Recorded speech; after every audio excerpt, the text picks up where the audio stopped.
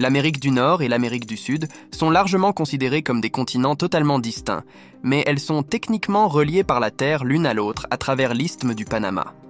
Cela a conduit certaines personnes à considérer les Amériques ensemble comme un seul continent géant.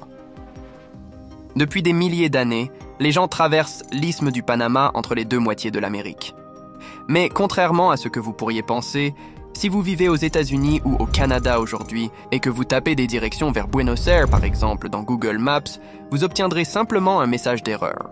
En fait, vous obtiendrez un message d'erreur si vous tapez des directions vers n'importe quel endroit en Amérique du Sud, car il est actuellement impossible de s'y rendre en voiture, malgré la connexion terrestre. La seule façon pour les Nord-Américains et les Sud-Américains de se rendre visite actuellement est par voie aérienne ou maritime. Et la raison en est cette petite parcelle de terre appelée le Darien Gap. Permettez-moi d'expliquer pourquoi. L'Europe, l'Afrique et l'Asie sont similaires aux Amériques en ce qu'elles sont chacune considérées comme des continents séparés, bien qu'elles soient toutes reliées par terre. Cependant, vous pouvez réellement conduire entre les trois continents, ce qui est possible depuis longtemps, alors que cela n'a jamais été possible dans les Amériques. Il existe 22 nations souveraines dans les Amériques, qui sont toutes connectées par terre. Au début du XXe siècle, un mouvement a commencé à construire un réseau autoroutier qui relierait ces 22 nations pour la première fois et permettrait aux personnes et aux marchandises d'être transportées à travers elles. Ce réseau autoroutier a été construit et est devenu connu sous le nom d'autoroute panaméricaine. Mais comme une mise à jour informatique agaçante, il est resté bloqué à 99% de sa réalisation depuis des décennies jusqu'à maintenant. Dans sa forme à 99% achevée aujourd'hui, l'autoroute commence au point le plus au nord, en Alaska, Prudhoe Bay, sur l'océan Arctique, et s'étend sur le long de 14 pays, avec des branches s'étendant sur les deux continents avant d'arriver à Ushuaia, la ville la plus au sud de l'Amérique du Sud. Le 1% de l'autoroute qui n'est pas terminé se situe probablement au point le plus critique possible, ici à la frontière entre le Panama et la Colombie. L'autoroute s'étend tout le chemin depuis Prudhoe Bay en Alaska et se termine brusquement à Yavisa au Panama, tandis que de l'autre côté, elle s'étend depuis Ushuaia en Argentine et s'étend tout le chemin avant de se terminer ici à Turbo, en Colombie. Le soi-disant Darien Gap entre Yavisa et Turbo n'a que 100 km de large en ligne droite et par conséquent, il n'y a pas de route qui relie le Panama à la Colombie, ce qui signifie qu'il est actuellement impossible de conduire entre l'Amérique du Nord et l'Amérique du Sud. Vous penseriez que construire une autoroute sur seulement 100 km de terre serait assez facile. Cependant, cela n'a pas encore été fait principalement parce que ce tronçon de 100 km de terre est extrêmement difficile à développer.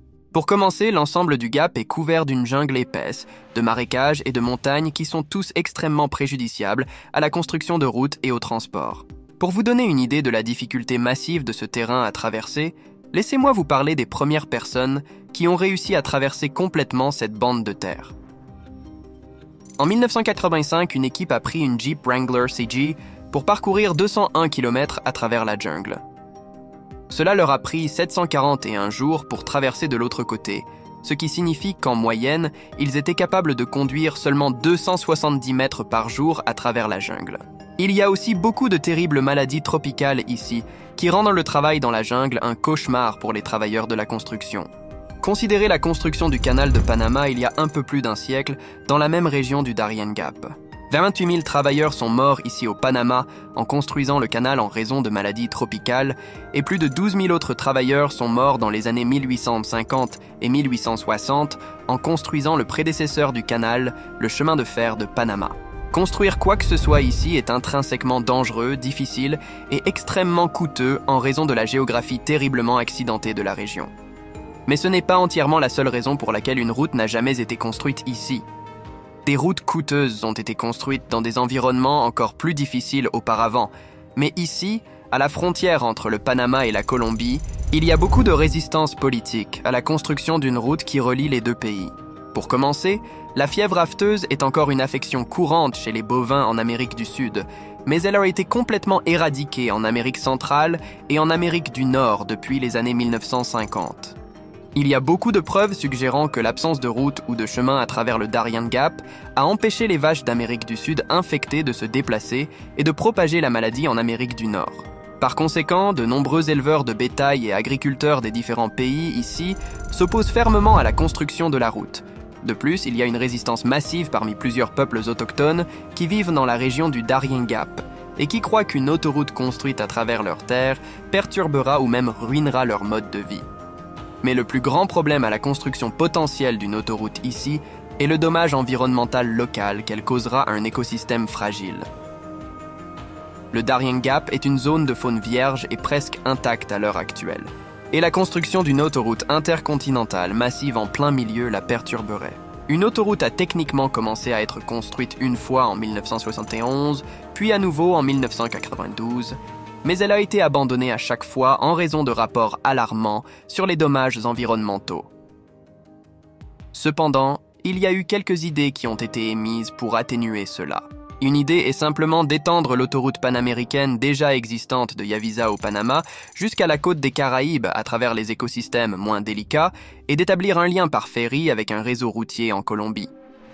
Une autre idée est simplement de construire des ponts géants sur les parties du Darien Gap qui sont considérées comme les plus délicates.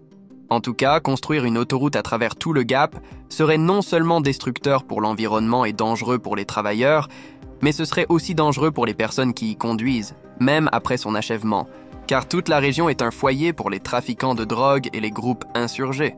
En 2013, un routard suédois traversant le Gap a été enlevé par les révolutionnaires des FARC et exécuté sous prétexte qu'il était un espion étranger. En 2003, 3 journalistes opérant dans le Gap ont été enlevés par des révolutionnaires d'extrême droite. Des enlèvements et des meurtres comme ceux-ci sont des occurrences relativement courantes à l'intérieur du Darien Gap en raison de sa situation éloignée et difficile d'accès, et conduire sur une autoroute resterait probablement un voyage périlleux pour toutes ces raisons. Merci d'avoir regardé cette vidéo jusqu'au bout, n'hésitez pas à vous abonner à la chaîne pour ne pas manquer les prochaines vidéos, et si vous avez apprécié celle-ci, n'oubliez pas de laisser un pouce bleu pour nous montrer votre soutien. En attendant, cliquez ici pour regarder la vidéo sur la frontière la plus étrange au monde.